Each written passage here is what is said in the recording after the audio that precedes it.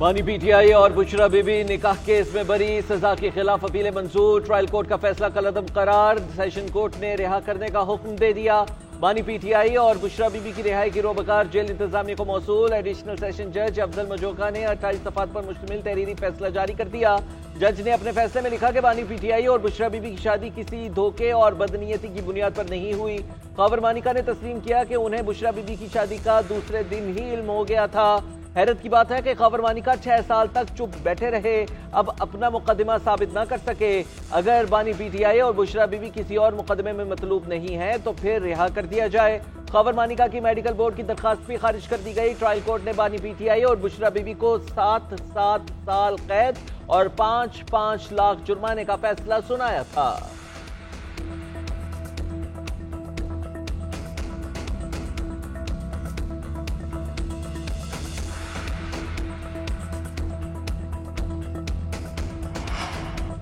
बानी पीटीआई की अडियाला से रिहाई की सूरत में दोबारा गिरफ्तारी का इम्कान। लाहौर पुलिस रावलपिंडी में मौजूद। पुलिस राय के मुताबिक नामे मुकदमात से मुताल्लिक तहकीकात जेल में ही की जाएंगी। JIT बानी पीटीआई से तफ्तीश करेगी। बानी की पहले ही नामे के 3 मुकदमात में जमानत खारिज हो चुकी है। बुशरा बीबी को भी नए केस में गिरफ्तार करने की तैयारी। नैब की 2 टीम्स अडियाला जेल पहुंच गई। जराये के मुताबिक तोशाखाना केस में अदम ताउन पर बुशरा बीबी की गिरफ्तारी डाली जाएगी। अडियाला जेल के बाहर सिक्योरिटी सख्त, पुलिस की भारी नफरी तैनात। अडियाला जेल के बाहर आने वाले कारकुनान को कॉलोनी गेट पर रोकने का फैसला।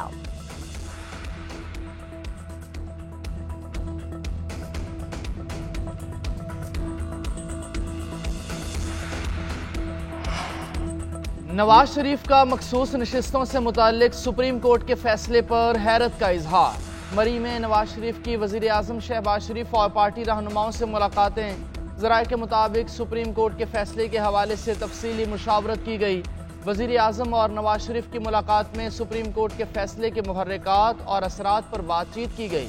नवाज शरीफ ने पार्टी की तमाम मरकजी लीडरशिप को पीर के रोज़ मरी तलब कर लिया। सुप्रीम कोर्ट के फैसले पर मुशावरत की जाएगी। मखसूस नशिस्तों से मुतालिक सुप्रीम कोर्ट के फैसले पर हुकूमती मुशावरत शुरू। वज़ीर आज़म शहबाज शरीफ और सदर मुमलिकत आसिफ अली जरदारी का राबता।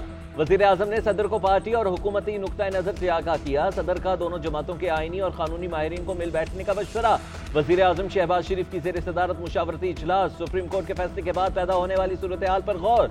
वज़ीर कानून और अटॉर्नी जनरल की सुप्रीम कोर्ट के फैसले से मुतालिक ब्रीफिंग। नजरसानी अपील पर भी मुशावरत की गई। इजलास से कबल अटॉर्नी जनरल ने मीडिया से गुफ्तगू करते हुए कहा कि नजरसानी में जाना है तो फैसला बहुत सोच समझ कर करना होगा।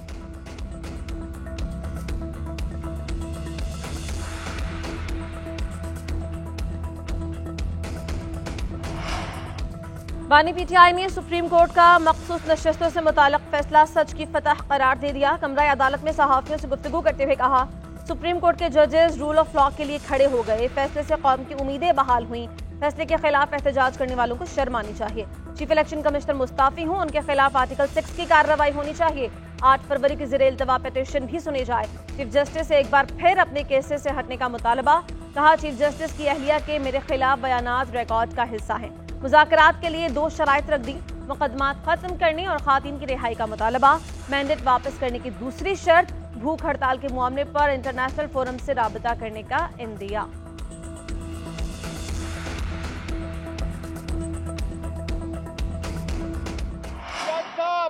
14 घंटे हेयरिंग करते थे। 10 मिनट की ब्रेक उसने की और 2 दिन के अंदर कन्वेक्शन की, मैक्सिमम सेंटेंस दी और मैक्सिमम फाइन लगाया। आज दुनिया ने देख लिया, अपील में देख लिया कि इस केस में पर्पस यही था कि इमरान खान साहब को मजबूर करे कि वो कंप्रोमाइज हो। साबित हो गया कि तमाम मुकदमात सियासी इंतकाम के लिए बनाए गए। इसका मकसद यही था कि बानी पीटीआई समझौता करें। चेयरमैन तहरीक इंसाफ बैरिस्टर गौहर कहते हैं कि जज साहब 14 घंटे समाअत करते थे। बानी पीटीआई कॉम्प्रोमाइज नहीं हुए, आज भी चट्टान की तरह खड़े हैं। बाकी मुकदमात भी खत्म होंगे। अवाम को आज़ाद अदलिया मुबारक हो। इस फैसले से अदलिया मजबूत होगी। बैरिस्टर अली जफर कहते हैं, इस केस में जान थी ना कोई लीगल हैसियत, बेहुदा मुकदमा कायम किया गया। अब तो मजीद कोई केसेस रह नहीं गए। बानी पीटीआई को मजीद जेल में नहीं रखा जा सकता। बेबुनियाद मुकदमात खत्म हो गए। इसी महीने में बानी पीटीआई बरी होंगे। सलमान अकरम राजा ने कहा, यह बेहुदा और बेबुनियाद केस है, इसमें बरियत की ही तवक्को थी। प्रोसिक्यूशन को माजरत करनी चाहिए। जल्द बानी पीटीआई बाहर आएंगे। इस्तीफा दे दूंगा मगर दबाव में नहीं आऊंगा। एफबीआर में इस्लाहात का अमल जारी रहेगा। वजीर आजम शहबाज शरीफ का एफबीआर के इजलास में खिताब। कहा यह IMF का आखिरी प्रोग्राम होगा। हमें IMF से जान छुड़ानी है। कर्जे खत्म करने के लिए दिन रात मेहनत करना होगी। वजीर आजम शहबाज शरीफ का एफबीआर के इजलास में इज़हार ख्याल। कहा टैक्स का ऐसा निजाम वज़ा किया जाए जिससे कमजोरियां दूर हो सकें। तनख्वाहदार और आम आदमी पर टैक्स लगाने से मुल्क कभी तरक्की नहीं करेगा। इनफरादी और इज्तिमाई काविशों से ही मुल्क तरक्की की जानिब गामजन होगा।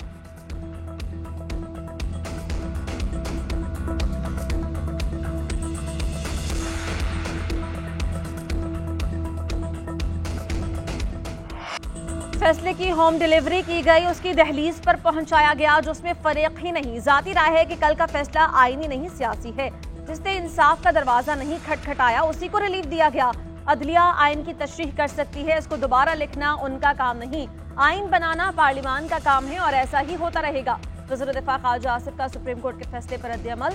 कहा अराकीन कहते थे कि वो सुन्नी इत्तेहाद के रुकन हैं, अब वो कहेंगे कि हम PTI के अराकीन हैं। एक मौजू पर 2 हलफ दिए जाएंगे। फैसले के नताइज बहुत भयानक हो सकते हैं। हनीफ अब्बासी ने कहा आजाद उम्मीदवार 3 दिन में पार्टी ज्वाइन कर सकता है मगर इनको 15 दिन दे दिए गए। आइन और कानून को मोम की नाक बनाकर मोड़ दिया गया। क्या पार्लियामेंट को ताले लगा दें?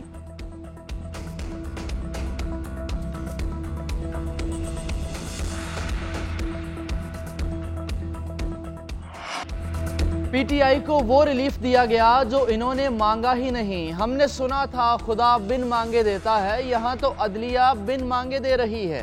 वज़ीर इत्तलात पंजाब असमा बुखारी की प्रेस कॉन्फ्रेंस। कहा PTI की इंट्रा पार्टी इलेक्शन की गलतियां भी जजों ने दुरुस्त की। जजेस चाहते तो सुन्नी इत्तेहाद के बजाय हमसाया मुल्क बांग्लादेश या भारत को सीटें दे देते। लामहदूद बाइख्तियार अदलिया मुल्क के साथ और क्या करना चाहती है।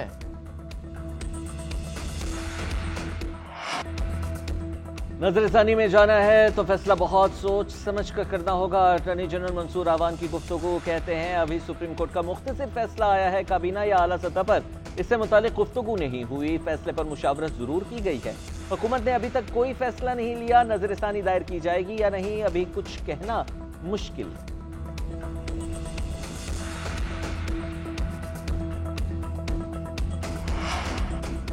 जितना भी आइन और कानून से बाहर रियायत दे दें, बानी को बाहर निकलता नहीं देख रहा। फैसल बावजा का निकाह केस के फैसले पर रद्द-ए-अमल। कहा बानी PTI के खिलाफ निकाह केस शर्मनाक था लेकिन रिहाई फिर भी मुमकिन नहीं। फैसले सियासी ज्यादा हो रहे हैं। 2/3 अक्सरियत वापस आते देख रहा हूँ। आईनी और कानूनी बहरान खड़ा हो गया, सब मैदान में आ गए। हुकूमत नजरसानी में जाए या नहीं, मुश्किलात बढ़ रही हैं। जितना बताया PTI के उससे भी ज्यादा टुकड़े बनते देख रहा हूँ। अखाड़े में बोली लगेगी, जमीर बिकेंगे। 15 दिन में बहुत कुछ देखने को मिलेगा। तहरीक इंसाफ की रहनुमा सनम जावेद एक बार फिर रिहाई के बाद गिरफ्तार। अदालती हुक्म पर गुजरांवाला सेंट्रल जेल से सनम जावेद को रिहा किया गया। इस्लामाबाद पुलिस ने जेल के बाहर से दोबारा गिरफ्तार कर लिया।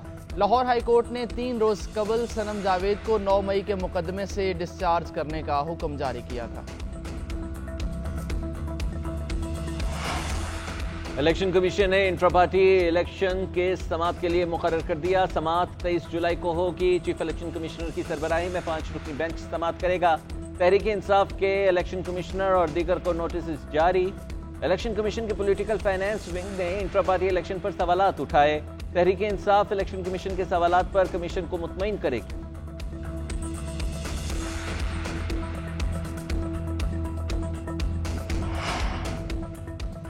190 मिलियन पाउंड केस में साबिक़ वज़ीर मुमलिकत ज़ुबैदा जलाल और आज़म खान के बयानात रिकॉर्ड। ज़ुबैदा जलाल ने मौका पर इख्तियार किया कि शहजाद अकबर ने बंद लिफाफा पेश किया। एडिशनल एजेंडे के तौर पर मामला सामने रखा गया। जोर दिया गया कि मामला हसास है, फौरी तौर पर मंजूर किया जाए। अराकीन ने एतराज़ किया कि इस पर बहस होनी चाहिए। उस वक्त के वज़ीर आज़म ने भी कहा कि इस एडिशनल एजेंडे को मंजूर कर लें। ज़ुबैदा जलाल के बयान के दौरान बानी PTI और वकला का नैब प्रोसिक्यूटर की मुदाखलत पर एतराज़। वकला ने कहा कि सरदार मुजफ्फर गवाह को लुक़मे क्यों दे रहे हैं। डेप्यूटी प्रोसिक्यूटर ने जवाब दिया, जराह आपका हक है, मैं सिर्फ रहनुमाई कर रहा हूँ। वकला सफाई के एतराज़ के साथ ज़ुबैदा जलाल का बयान तहरीरी तौर पर रिकॉर्ड कर लिया गया। समाअत 20 जुलाई तक मुलतवी।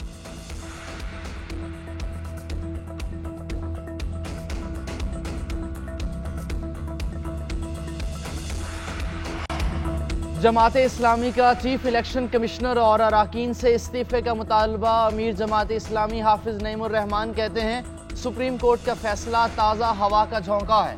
फॉर्म 47 वाले इलेक्शन कमीशन की अब क्या हैसियत रह गई, इन्हें घर चले जाना चाहिए।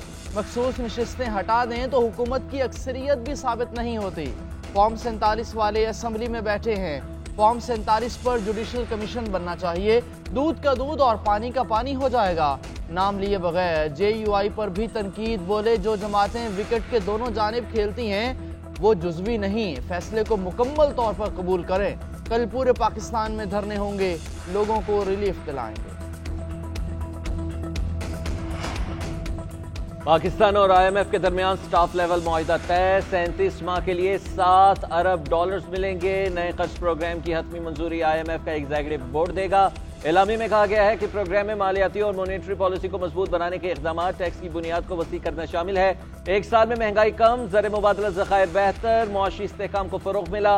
मुआशी इस्तेहकाम के लिए पाकिस्तान टैक्स आमदनी बढ़ाएगा। कर्ज प्रोग्राम के दौरान GDP में टैक्सों का हिस्सा 3% तक बढ़ाया जाएगा। रिटेल सेक्टर में भी टैक्स नेट में इजाफा होगा। ज़रूरी शोबे भी टैक्स नेट में लाए जाएंगे।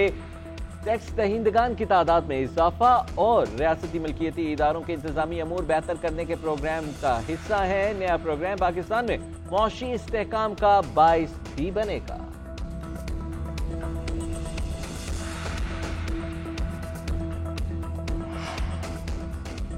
IMF के नए कर्ज प्रोग्राम के तहत टैक्स नेट में इजाफे का प्लान। 3 साल में टैक्स रेवेन्यू में 3,724 अरब रुपए इजाफा किया जाएगा। रवा माली साल टैक्स रेवेन्यू 1.25% बढ़ाया जाएगा।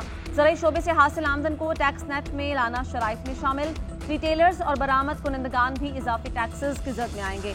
नॉन फाइलर्स के गिर्द घेरा तंग, ताजिरों की रजिस्ट्रेशन होगी। डिजिटलाइजेशन के जरिए टैक्स नेट बढ़ाया जाएगा। मुख्तलिफ शोबों को हासिल छूट और सब्सिडीज भी मरहलावार खत्म करना प्लान में शामिल। बिजली और गैस टैरिफ मुकर्ररा शेड्यूल के मुताबिक बढ़ाए जाएंगे।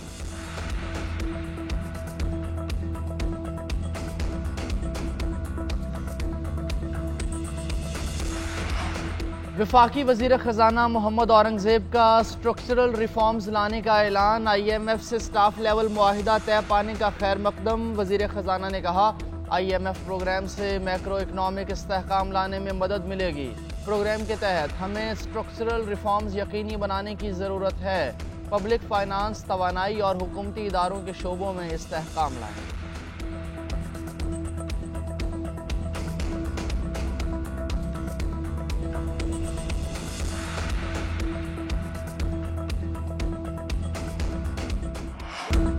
विदहोल्डिंग टैक्स और बिजली बिलों में फिक्स्ड चार्जेस के खिलाफ फ्लावर मिल्स बंद। हुकूमत फ्लावर मिल्स और होलसेल डीलर्स में डेडलॉक खत्म न हो सका।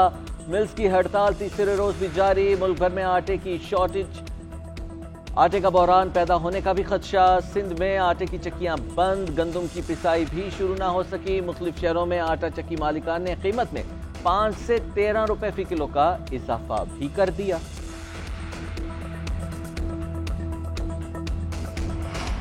सुन्नी इत्तेहाद काउंसिल ने एक बार फिर पंजाब असेंबली गेट पर अलामती इजलास लगा लिया। महंगाई और गिरफ्तार कारकुनों की रिहाई के लिए एहतजाज। फॉर्म 45 के तहत जीतने वाले 25 रहनुमाओं से हलफ लिया। IPPs के माहिदे पब्लिक करने की करारदाद मंजूर। इंतखाबी धांधली के मुकदमात 180 दिन में निपटाने की करारदाद की मंजूरी। मखसूस नशिस्तों के फैसले में इलेक्शन कमीशन के किरदार के खिलाफ करारदाद भी मंजूर। सुप्रीम कोर्ट के जजेस के साथ इजहार यकजहती की करारदाद की भी अलामती इजलास में मंजूरी दी गई। अरकान असेंबली और PTI रहनुमाओं के बानी PTI की रिहाई के नारे।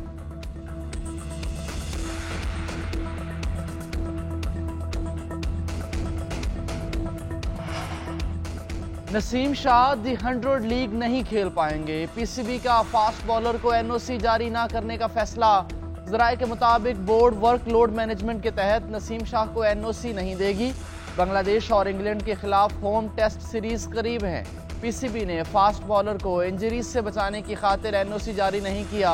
नसीम शाह का दी 100 लीग में बर्मिंघम फोनेक्स से मुआहिदा हुआ था। वो 1,25,000 पाउंड वाली महंगी कैटेगरी में शामिल थे।